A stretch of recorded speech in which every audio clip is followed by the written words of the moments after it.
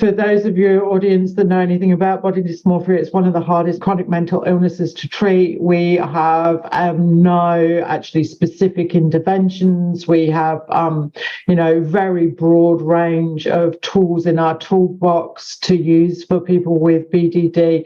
So we use SSRIs to help with their depression, and we use sort of, very, traditional kinds of psychotherapy like cognitive behavior therapy in a therapeutic situation, but we've got nothing. So that was a kind of long way to go. I'm sitting there at my desk 5 years ago going, there is nothing specific here for people with chronic body image problems.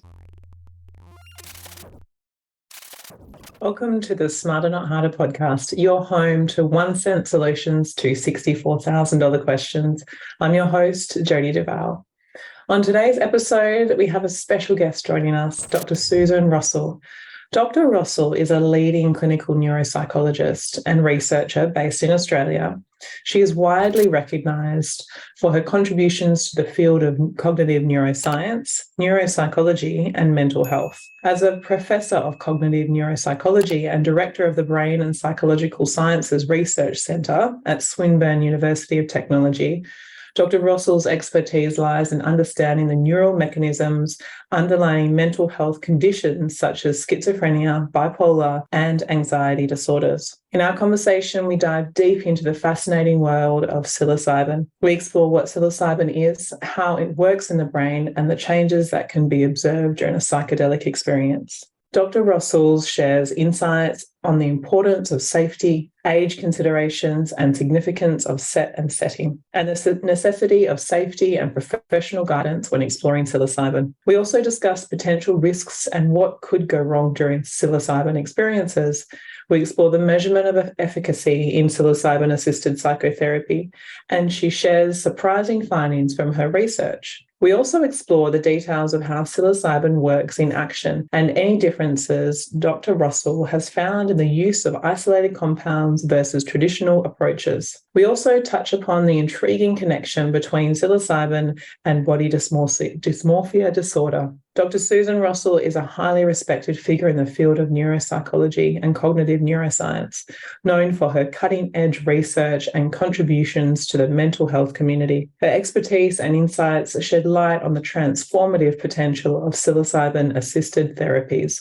So, without further ado, let's welcome Dr. Susan Rossell to the show. All right, welcome, Dr. Susan Rossell. Thank you so much for coming on the Smarter Not Harder podcast. It's such a pleasure to have you on here. Thank you.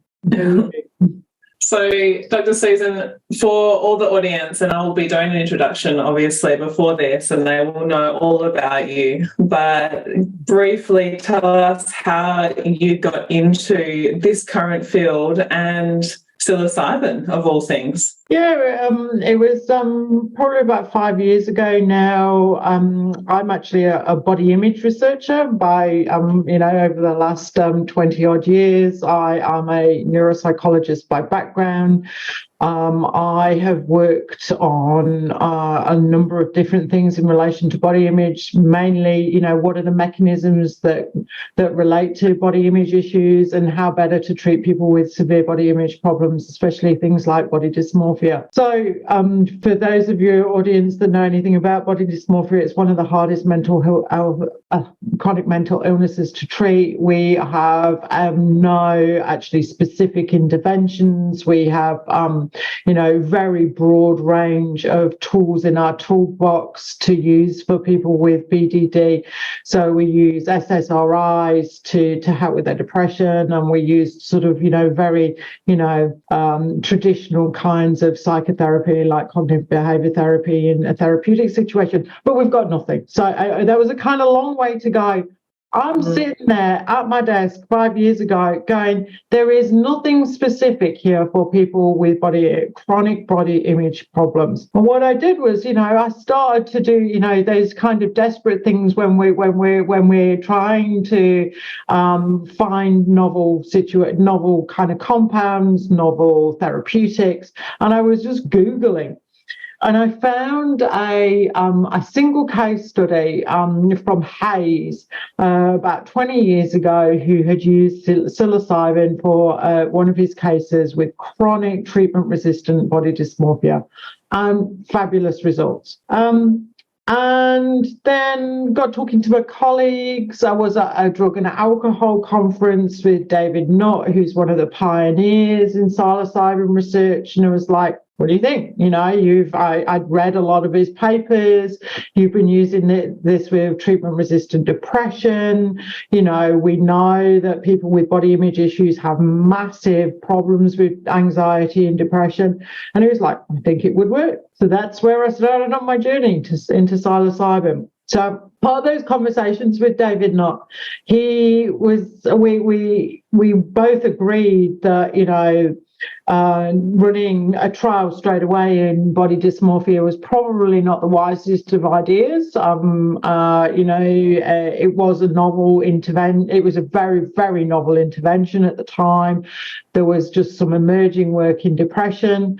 And suggested to me that he would let me see his protocols for setting up trials in depression.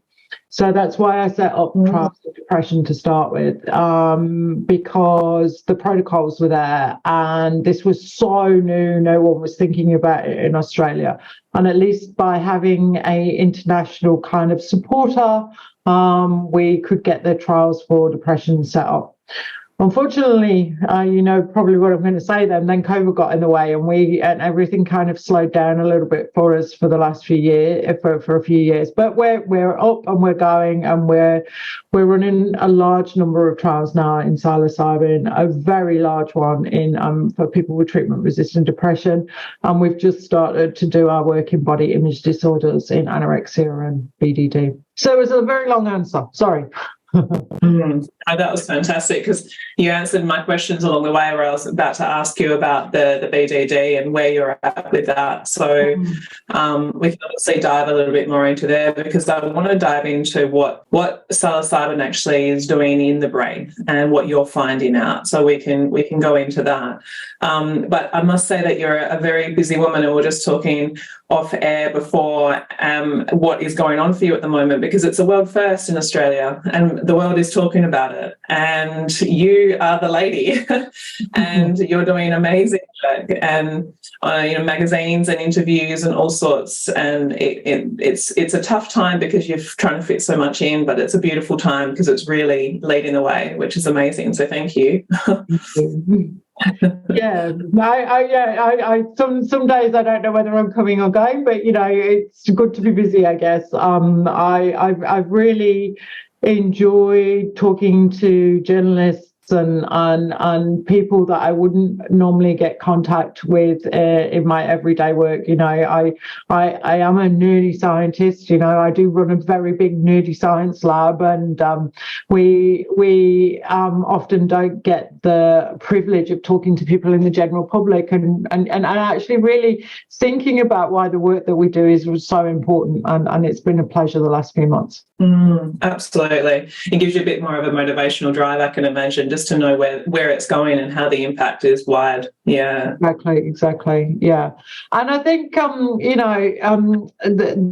announcement by the TGA to downschedule psilocybin for major depression and MDMA for PTSD, I've talked about this a lot. I don't shy away from it. I think it was enormously premature. I don't think there is the research evidence for that, but that's what we've got now. So we've got a situation where there isn't the research evidence that there should be. And one of the examples I give is, take any cancer drug or, a cardiovascular drug or, asthma medication, and the amount of research that's had to occur through clinical trials, through phase 1, phase 2, phase 3, phase 4 clinical trials before that's sent to market is substantially more than what we're seeing with psilocybin. So, your users, the people that listen to this podcast need to be made aware this is still a very experimental treatment. And people like myself are not saying don't go there. Because I wouldn't be doing the research. But what I'm saying is, there is so much we don't know, and it's the bit that we don't know that makes it a little bit scary for a lot of us. And I'm very honest about that. We need to have a lot more safety data, but at the same time, if everyone is careful and safe and listens and reads all the guidelines that are being put out by people like myself, then, we have the potential here to revolutionize treatment for some people with some mental illnesses. And that's a good thing. Absolutely. So, on that safety and we've spoken before about this previously, is that it's very important to get this right so the doors don't close again. And I think that's the key point here, is that we're trying to get it out there for a good purpose, and we don't want that to be taken away again. So I think that's really important for everyone to know. Yeah. But so let's start. Why psilocybin? Why is it so impactful on these specific conditions, and even wider than that? What have you found? So one of the things that we know that psilocybin does, or most of the psychedelics, to be honest, there's initial brain imaging research, and actually there's the brain imaging research is quite consistent. So I think even though it's very limited, we're seeing the same patterns whatever psychedelic we're talking about, or whatever brain imaging data that we're talking about. And I like to give people a little bit of a context here, and I was doing some training only a couple of weeks ago, and when I gave this kind of the story to people could actually relate, could really understand what I was trying to tell them. So when we're a kid, we're born with these brains, and these very kind of, immature brains that are open to experience the world. And as we start to learn things and experience things again and again and again, we habituate to them. So we don't need to pay attention to them so often. We've learned to path through life, and through those experiences and learning what to pay attention to and what to not pay attention to because it's not important anymore, we develop our thinking skills and our beliefs and our orientation through the world. But when we're a little kid, our brain's completely open to all experiences. And then when we become teenagers and then adults, we close that down. And we close that down for efficiency, because there's no need to take everything in all the time anymore, because we've got jobs to do and places to go and things to do. And we don't need to have all of those experiences brand new and sparkly every time. What seems to happen with people with serious mental health conditions, and I can give you examples like people with depression or people with OCD, they get very stuck in very rigid patterns of thinking, and they're not able to see alternate solutions out of that rigid pattern of thinking. So when you're depressed, I'm very sad. There's nothing meaningful in my life. There's nothing that's going to make me happy anymore. Someone with OCD, unless I engage in this pattern of thinking or in this pattern of behaviors, bad things are going to happen to me. They just forget. They get stuck. They get rigid. And there's a lot of writing on this, on people with serious chronic mental health problems becoming stuck or rigid. So what we're seeing is this extreme end of not needing to pay attention to new and novel thinking or new or novel experiences anymore. And this returns me back to the psychedelics. What psychedelics do for us is open our brains back up again. And they open us up like children, and we experience the world as new again. And when you look at things, when you look at the types of the experiences or transcripts or narratives that people express when they're on psychedelics, it's like everything is new, everything is sparkly. I can see associations between things that I haven't seen for years. I've got new ways of thinking, and people report this. And so that is what we are capitalizing on when we are giving people psychedelics. And we do it in a very specific way. So we aren't just giving people psychedelics and telling them to go and experience the new world in awe and wonder, because that's not going to be really very helpful to them. Because imagine you've been stuck for years and now you're having all of this novel information presented to you. We do it in psychotherapy. So this is one of the reasons why it's called psychedelic-assisted psychotherapy. We let people have these experiences during what's referred to as a dosing session, and then we help them integrate it using very common psychotherapeutic tools like cognitive behavior therapy, acceptance commitment therapy, standard mindfulness, and integrate it, these new thinking patterns that they've learned from opening their brain up into their everyday lives. Okay. So with that, when you're looking at the expansion and then the bring back in, so there's a few points that I want to ask you here. Mm-hmm. So first of all, my first question is obviously age limits for treatment is something that I'll ask you. We may get into in a minute. So that's one of my questions, because many people are outside of these major conditions that the research is currently being done on. I see even in my clinic, people who are constantly stuck in something in their life. So the treatment, the broadness of treatment may expand out in the future. Am I wrong? No, you're completely right. It's like any branch of medicine or research, or you start with the most obvious, conditions, and people with depression and OCD and the people that we know are so completely stuck, and then we broaden it out, and that's one of the reasons why I wanted to use it in body dysmorphia. But I was like I said, I was running a training course a couple of weeks ago, and I had the great pleasure of working alongside Renee Harvey, who is one of the pioneers of psychedelic-assisted psychotherapy.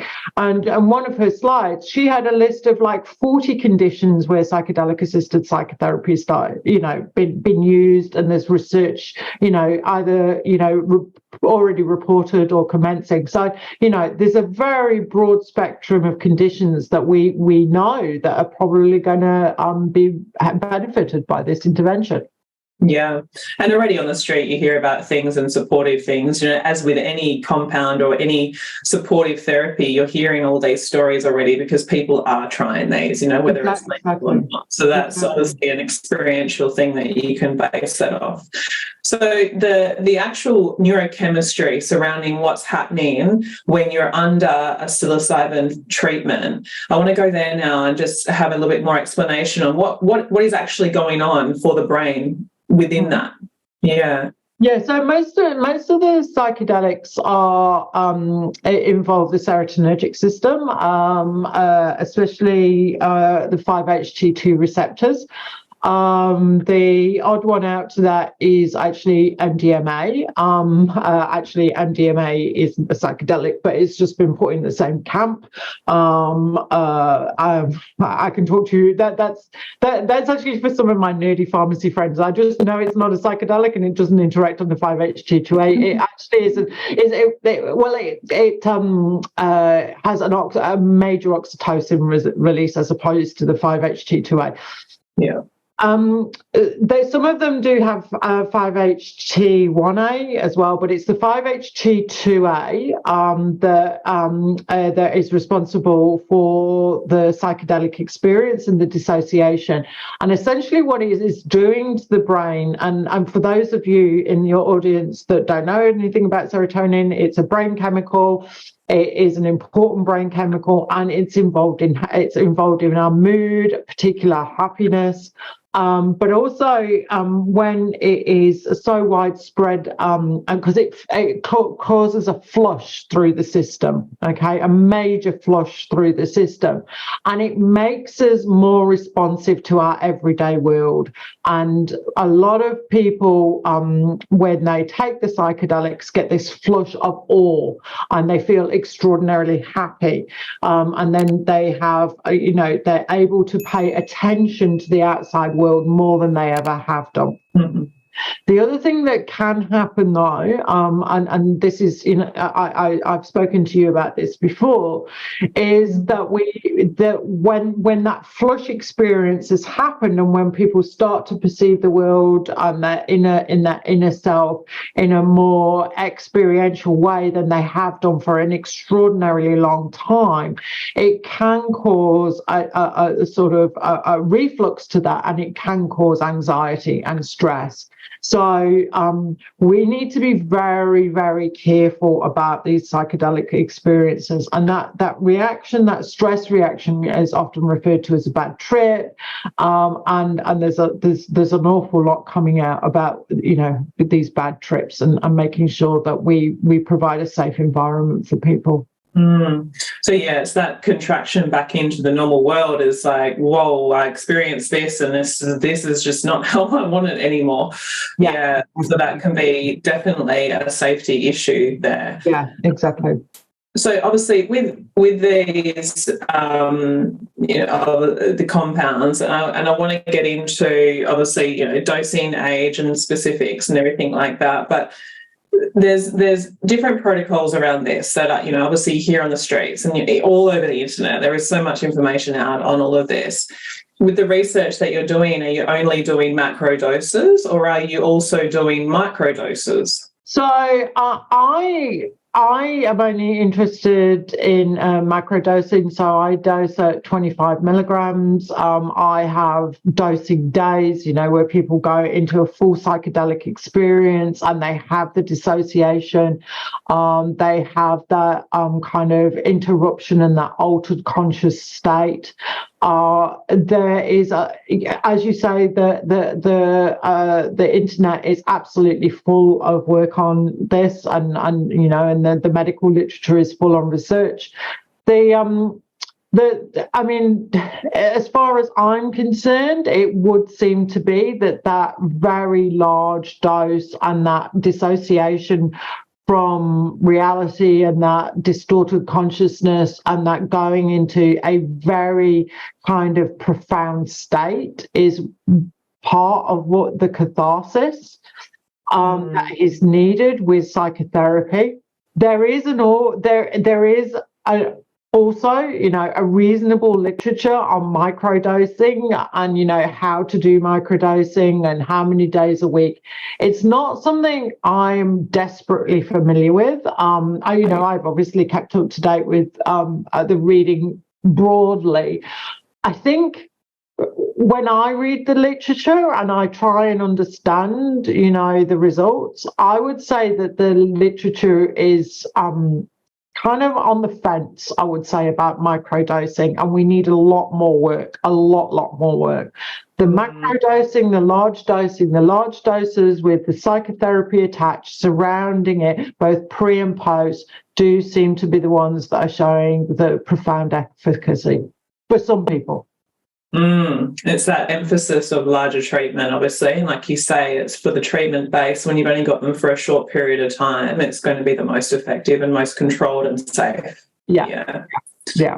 So while we're talking about the actual dosing, differences between compound versus traditional, what's said about around this? So look, the underground, I guess psychonauts talk about the importance of, natural substances, talk about the fact that they are potentially more effective than the synthetic ones. I work in medical research, so, for me, the synthetic ones are the ones that I'm going to get access to. We're still seeing positive, effects for some people. As I've said, not everyone has a positive effect. this is again where we come to, we need a lot more research. You know, I don't know thus far of a study that's been done head to head comparing a synthetic with a natural. All we know is there are some people underground that have, you know, compared them, you know, but then we're talking about an N of 1, you know, or an N of 2, you know, so who knows? No controls whatsoever. And you can't do a side-by-side, can you? Because there's no controls in doing it on exactly the same person at exactly the same time. Yeah, so, you know, so it's an unknown. It's really, that one is a real unknown. Yeah, and I understand the importance of knowing the exact dosing, and it's very important when you're doing research and also treatment on people, because you don't want to be messing it up, and it's very hard to see that in a traditional sense of a mushroom. Exactly. You know, there's obviously, as you say, and a lot of people will be asking these questions, and I guess that's sort of why I'm bringing it up, because, you know, people are like, well, if I try this particular mushroom, you know, I've got a wombat here, or an albino here, or a penis envy here, or, you know, all these types of different mushrooms are out there at the moment. People are growing them in their kitchen and they're singing to them in their toilet. It's just everywhere, really, it is. So, you know, I guess also what you're doing is creating more detailed data and information for people, even if they can't get sessions. And I'm not saying not to, I'm just saying that the possibilities, like we said, had talked about, it's going to be in a very expensive treatment initially. So people are going to go elsewhere, you know, and I think you already know that, I already know that. So knowing the best and most solid information that they can, so they are also safe. I think that this is what this research is providing as well, which is amazing. Yeah. So age range, what are you looking at here in terms of legal age to actually start treatment on? So, I mean, at the moment, that's really down to the medical regulations of Australia, which is 18 plus. You know, as I keep telling you, this rollout of this intervention is way too premature. We have no data. So, you know, that the research studies are all 18 plus, and of course I work in body image disorders, and you know, a lot of people with anorexia have body image disorders, and I've been asked probably once a week since the beginning of the year, can my 15-year-old daughter join one of your studies? And unfortunately the answer is no. And the answer is going to be no, probably a couple of years until the initial adult research on body image and anorexia, so BDD and anorexia, comes out. And if there is some positive signal, then there will be probably a few open label studies for especially younger people with body image issues. But at the moment, I personally won't do it. I just don't think we've got the safety data. I don't think and I always like to be extraordinarily clear about what safety data I am talking about, because I've been criticized about it a lot. Absolutely. We do have safety data in terms of, you know, there are hundreds of thousands of people around the world been taking psychedelics for an awful long time underground. We know that it doesn't cause cancer. We know that it doesn't cause cardiovascular disease. We know it doesn't cause any, you know, major disturbance to the major organs, your heart, your liver, blah, blah, blah. I am not talking about physiological safety data. What I am talking about is long-term psychological data. So we know that when people undergo psychedelic-assisted psychotherapy, and that there are some people that benefit absolutely, completely changes their lives. We know that there are some people it makes not much difference, but we also know that for some people they can have bad trips, and the trauma of the bad trip actually leaves them with more long-term psychological issues than when they started. And it's that long-term safety data for people that it made no difference and this was their last hope, or people it didn't make any difference and it actually made them worse and gave them some trauma. We don't know how that resolves. Like the longest long-term data that we have for people in clinical trials is 6 months. That is not long-term. This is not in the medical world. That is not long-term. I'm talking about people's recovery 1, 2, 3, 4 years later. We don't know, and until we know, one, what that long-term safety data looks like. And the second thing that I think is really important to add to this kind of metric is we need to know who's going to improve, who's not going to improve, and we need to have those predictors of response. You know, give us some algorithms, give us some metrics. You know, if you come in and you're a person that has X, Y, and Z versus a person that has A, B, and C, only the person with X, Y, and Z is going to improve. So I wouldn't give it to the person with A, B, and C. Yeah. Until we have all those algorithms and all that data, I'm not giving it to kids. Yeah, absolutely. And then you obviously have the brain formation at a young age. We just don't know how that particular. No. You know, it blows me away about the traditional sense of mushrooms, and obviously the toxicity created around those mushrooms is, you know, how it creates its, you know, process. And then we're creating compounds out of that, and, you know, they call it toxic, but it's actually a, you know, beautiful compound that's creating this serotonin flush through the body. It's just such a fascinating medicine. But with all the research that had been done over the years, especially through MAPS, has there been no algorithms or metrics analysed from that at all? That blows me away. Wow. Look, the Imperial group is starting to, and I've seen some of their response data and some of their, you know, machine learning data where they're starting to put together some of the metrics. But, you know, you need very, very large samples to run those kind of statistics. And, you know, apart from the new Compass publication in Psilocybin, most of them are actually, in terms of statistical kind of numbers, the numbers are too small. Fascinating. Okay. So, you know, let's go on to importance of the actual treatment itself.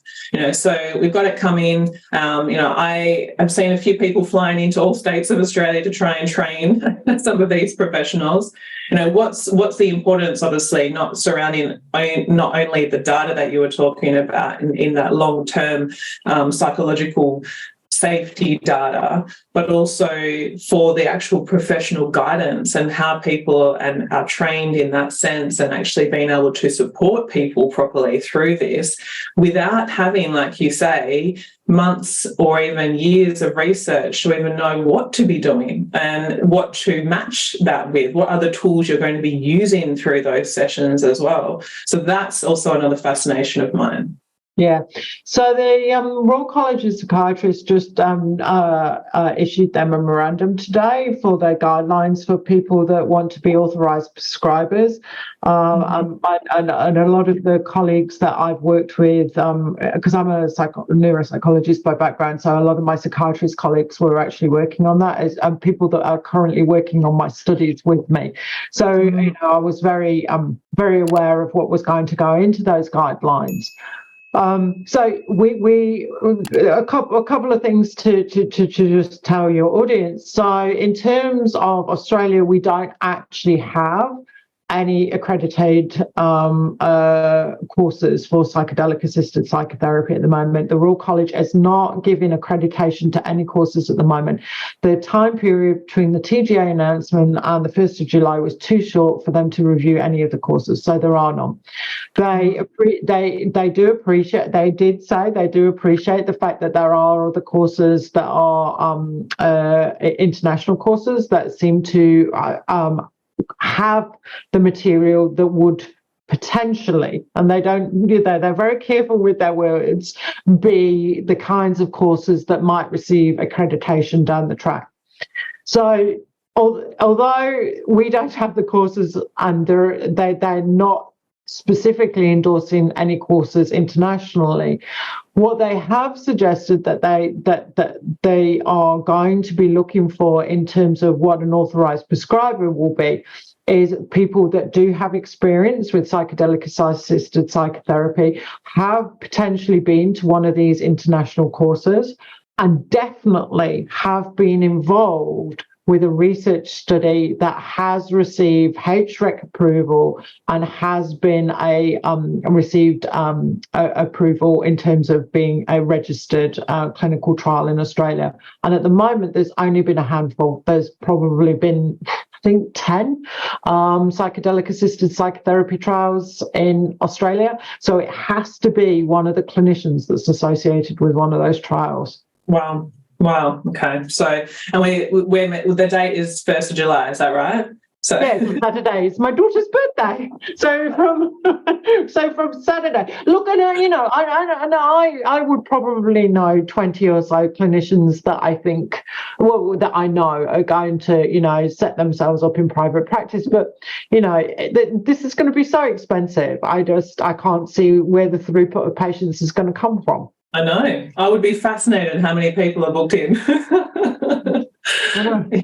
Well, nobody will be booked in at the moment because all that they're doing from the 1st of July is they're opening it up to receive applications. And for someone to make an application, they have to have HREC approval. And nobody will be able to get HREC approval within several months from the 1st of July. So all that they're saying is from the 1st of July, they will take submissions. Not that on the 2nd of July or even the 1st of July, people will be able to do this, because they won't. No. Because 1st of July, for example, is a Saturday, so it's not going to happen for the 1st of July. So from the 3rd of July, there will be nobody booked in. All that's happening is they will be taking submissions. Yeah. Okay, gotcha. Rest assured, I'll be still searching out in a few months. Going. Yeah, no. Look, I know it'll be interesting to see how people will have prepared submissions and what that's going to look like, because I can't see that it will happen for months, but prove me wrong. Yeah, that's what I can say. Yeah, I mean, we've certainly got people going through our clinical trials as we speak. We just took a new delivery of psilocybin this morning, so we're doing dosing next week. But that's not part of this new procedure. This is an existing clinical trial. Yeah, absolutely. All right, so back to the research. What has surprised you the most about what you've found or what you've seen in recent research? Anything even that you just seen is like, wow, that's interesting, or that's different. I didn't expect that to happen. Have you had anything like surprises as such? Yeah, and they're the ones that you probably your audience don't want to hear. The bad trips. Yeah. Bad trips really have upset me gravely. And, and you read the literature from the 1950s and 60s, and that's why the Nixon administration shut down psychedelics research in the 70s, because people were having bad trips and doing, killing other people and killing themselves and doing things that they wouldn't normally do. And I just thought it was a big ham-up, to be honest. I thought, there was some unscrupulous scientists doing, because, Timothy Leary was taking all of the psilocybin with all of his participants and, it was completely smashed all that. Let's just be colloquial about this all the time. And I just thought they were being shut down for bad science practices, not. Yeah, you read about bad trips, and you take them seriously, and you put as many safety parameters in place as you possibly can.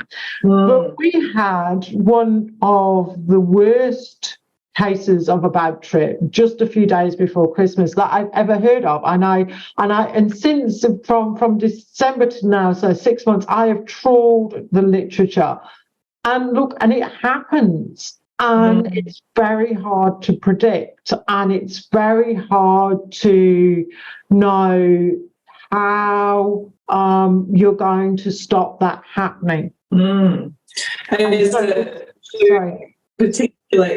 is there any particular metrics that you've seen, that you've noticed now out of even that particularly bad one, genetics or anything particularly? No, because we just don't have enough data.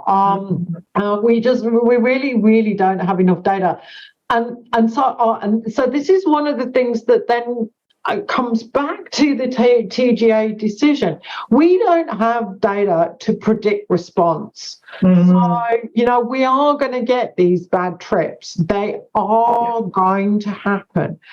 And the other thing for your readers and your listeners to be very well aware of, when we're running clinical trials, we have these set of inclusion criteria and exclusion criteria that are really narrow.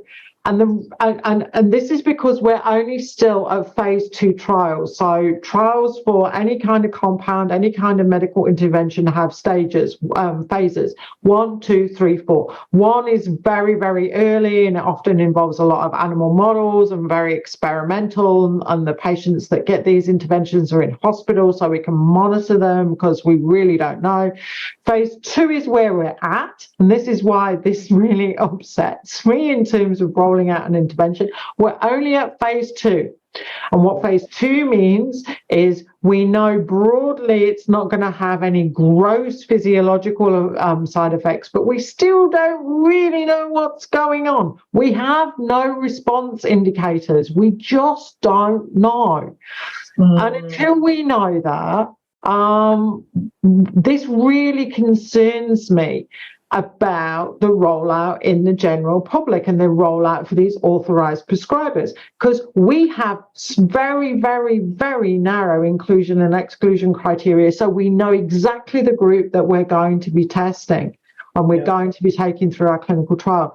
People in the general public aren't going to do that. It takes hours upon hours upon hours to collect all of this inclusion and exclusion information. Most psychiatrists see their patients for 15 minutes. They aren't going to have time to collect all of this information.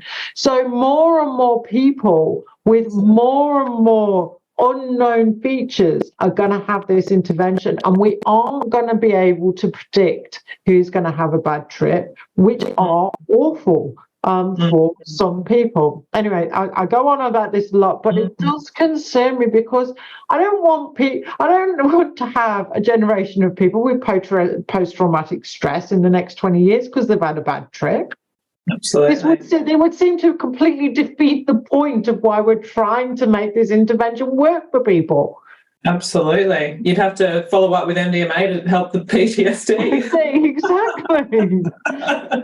Maybe it's a double. It's just kind of like, so we caused the problem, so we'll give them something else. Exactly. Yeah. We're just straight back to medical intervention there. I was like, no. I mean, this is not why I went into mental health. I went into mental health to help people, and I've always made sure that we try and do that as safely as possible. And if we're not going to be safe, that really concerns me. Yeah. And I completely understand that. And it's something that there's, like you say, so many more details are going to be needed to be supported here. What happens if there is a bad trip? What can you do to help support that person through that? What tools do we have that we're using, that we can be using while they're going through that will help support them so they don't get the PTSD afterwards? And then obviously what follow-ups do we need to do afterwards to then help support them so that's not going to be an ongoing problem? And did that still help them get through what they needed to get through, even if they did have a bad trip? Exactly. All of those questions go through my mind constantly. Yeah, absolutely. And I completely understand that, and I'm thinking that too, because you obviously want, and you see so many, as we've spoken about before, so many different medical interventions with pharmaceuticals that are still necessary, but they're still not touching the sides where we're talking about here. And that's what is driving this research, is because there has to be something else. We don't have it all yet. So it's something that's necessary, but also, as with pharmaceuticals, they come with risks. And I think that needs to be well understood. Yeah. It's not less. No. Yeah. So anything else around even your, BDD and anything else that you've heard, seen, interested with, on a lighter note, like, is there anything that motivationally drives you to really still be very interested in this because you see really good results? Yeah, absolutely. Look, we haven't started with the dosing for BDD yet. We're still finalising our protocol. In terms of BDD, and look, and I still give it an enormous degree of hope. And the reason I come back to again and again is we've not got anything that's working, and these are people that compared to a lot of the other mental health conditions that I work with, they don't have long-term cognitive issues like people with schizophrenia and bipolar and depression. Their memory's intact, their executive function's intact. They often have actually quite good occupations, but they are incredibly socially impaired. And they can do some real damage to themselves, engaging in, multiple plastic surgeries and cosmetic surgeries that don't work. They don't see the difference after they've engaged in all these interventions. They can often engage in self-mutilation, which is, just as bad. They engage in camouflaging. They don't have friends. Their relationships break down. And they have really quite good insight that they're engaging in all of this, and it's quite ridiculous, to people outside the illness. They know it's a ridiculous thing to think, they are aware. So, for this group of people that are growing, and that's the other thing. That I'm actually just about to launch any day now. I'm just waiting for some pretty flyers to come back. I'm actually about to launch a national body image survey to actually see what the prevalence of BDD is in Australia. And the reason why I am doing that is because when I first started working in BDD 15, 20 years ago, it seemed to be about 1%, and most chronic mental illnesses are about 1%, OCD is about 1%, major depression about 1%, etc., etc. But the latest kind of figures that are seen in Western literature is that BDD is now 2.4%, and we know the reasons for this. There's all this social media, people are staring at themselves all day on Zoom and Teams, and, yes, it, got big in the 80s and 90s in terms of body image with magazines, but magazines were, a paper copy and you might have one or two in your house. You've now got it in your house all day, every day, with social media and all the internet that we've got. And it is basically causing this influx of people with severe body image issues. So not only do I need to know how many people it is, then if I know how many people it is, I need to have an intervention that works, because nothing we're doing is working. And that's the thing that really concerns me. There are, when you look at the success rates for the standard interventions that are given to people with BDD, so we give them antidepressants to help with their depression, and we give them courses of CBT, and it might help about 30 to 40%. So we've got 60% of people with BDD are getting no relief from what we can offer them at the moment. Goodness me. Yeah, I've noticed it in my practice too, a huge increase, and the age is decreasing as well. It is, yeah. Now, and I think I said this to you before, is I'm now noticing 8 to 9 year olds, which is ludicrous to me. It's absolutely ludicrous. And I feel like, when you have them sitting in front of you, again, you don't know. Obviously, there's referrals and medicines and supporting the nervous system and all these other things that we do. But really, you just feel like it's like psilocybin is almost like a slap in the face, isn't it? It's just sort of like shake them out of it. Like, come on. Yeah, so it's frustration that you have in the sense that how do you just shift this reality really fast for them? And psilocybin seems like it's such a good idea in that sense. Yeah. If I was any of your listeners and I was, worried that my child and, someone under the age of 18 was starting to develop BDD, I mean, as much as you can probably get tantrums and a whole pile of it, I'd take away all their social media. Just take it all away. Yeah, absolutely. Get them outside. Because as a neuropsychologist, one of the things I have done over my career is I've actually worked on the mechanisms for BDD. And I can give you a whole pile of reading about one of the most significant mechanisms that triggers BDD is the visual system. And what happens with people with BDD is they get stuck in what is referred to as featural processing.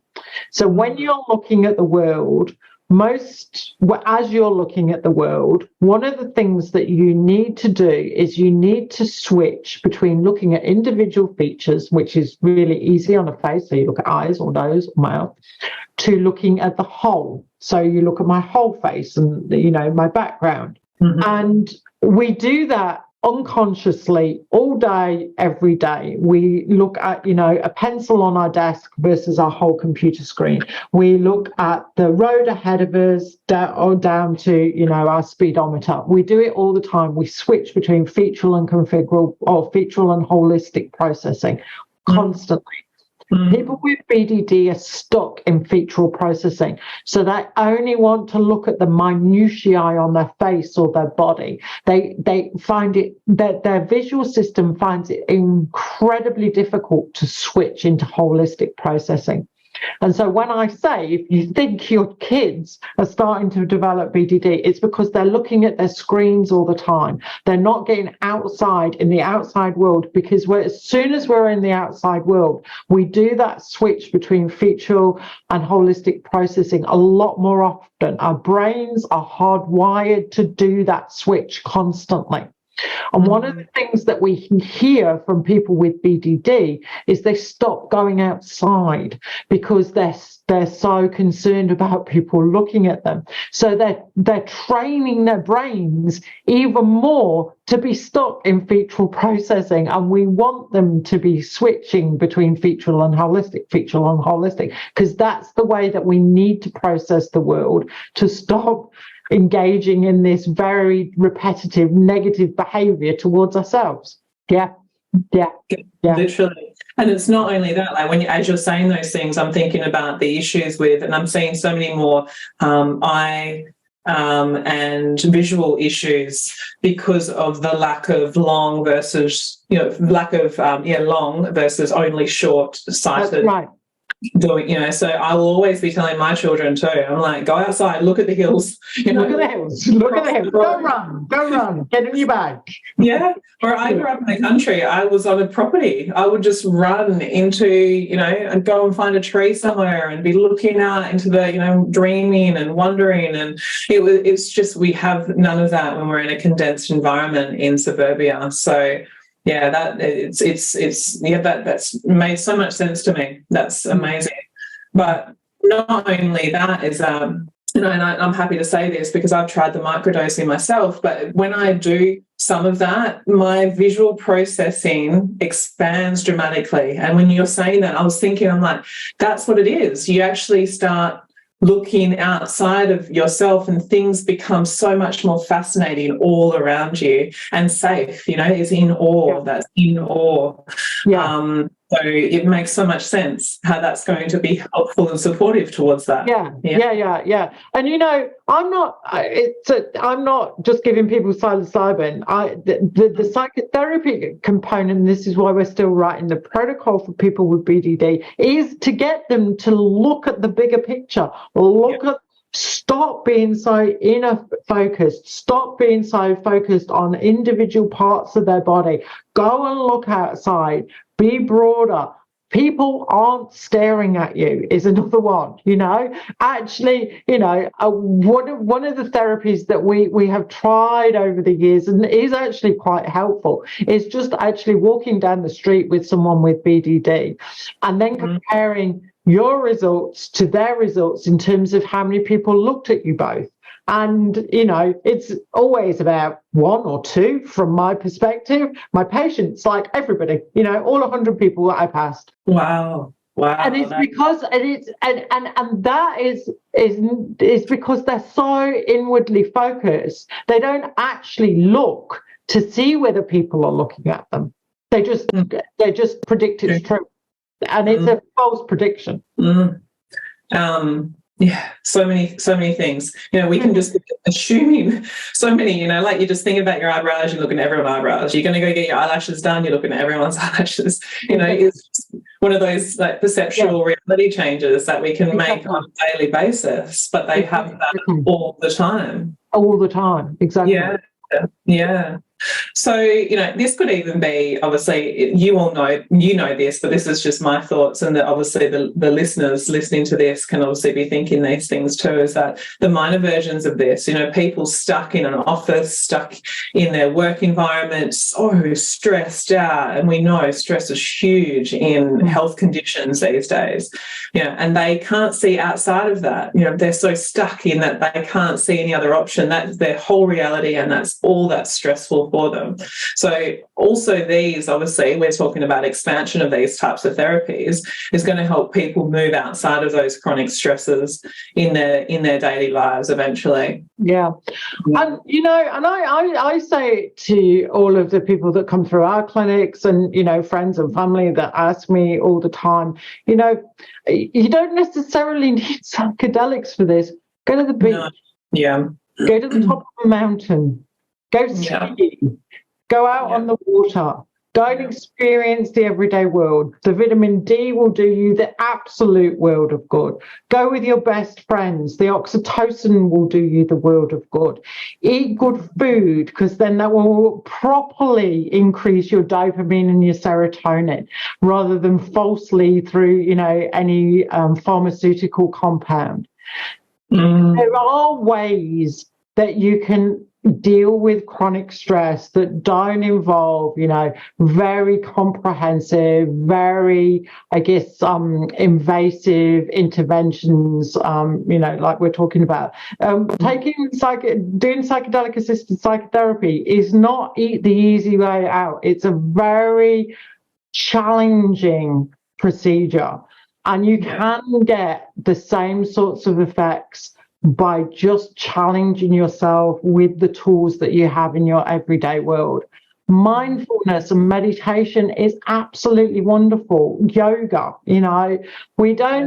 I think when people get in these very stuck thinking patterns, they think sometimes the medical intervention is the best way out.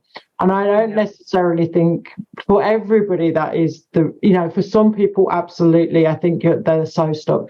But, just try some of these things that I've been talking about.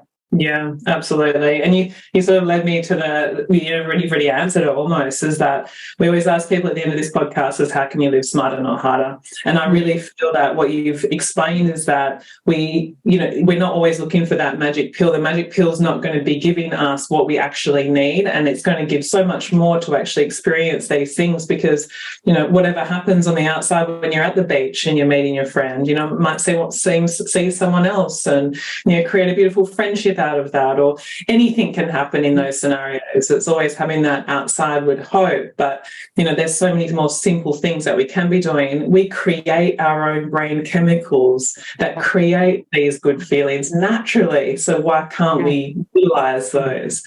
So anything you want to add to that, Susan, is how do we live smarter, not harder? My last few sentences, that's how you can live smarter, not harder. But if you really, really are stuck and, you're stuck with a chronic mental health condition that, you've had for a very long time, I would hope that trying psychedelic-assisted psychotherapy might be an option for you into the future. Wonderful. Thank you so much. So where can people find you? I know you have a Twitter handle. Is that the best place to contact you? Yeah. Okay. Lovely. Follow all your updates and everything on there. And as always, absolute pleasure. And I just love what you're doing, as I said already. But, I can't wait to see what comes out of all this process. It's all very exciting in the next few months to see what happens. Yeah. Thanks so much. Thanks for your chat this evening. Thank you so much. Thank you. See ya. Bye. Thank you for joining us on another episode of the Smarter, Not Harder podcast. We are incredibly grateful to Dr. Susan Rossell for sharing her expertise and shedding light on the intriguing world of psilocybin. If you found today's conversation valuable, we kindly ask you take a moment to leave us a 5-star review on Apple Podcasts, Spotify, or your preferred listening platform. Your feedback and support mean the world to us, and it helps us reach more curious minds like yours. And don't forget to subscribe to our YouTube channel to stay updated on our latest content. We hope that this episode has expanded your understanding of psilocybin and its potential in transforming mental health therapies. Dr. Susan Rossell's insights have given us valuable perspectives on safety, setting, and the importance of professional guidance. As a wrap-up, this episode, we remember that knowledge is power. We are committed to bringing you 1 cent solutions to those $64,000 questions and appreciate your continued support and curiosity. Thank you for tuning in to the Smarter Not Harder podcast. Stay curious, keep learning, and we'll be back soon with another insightful episode.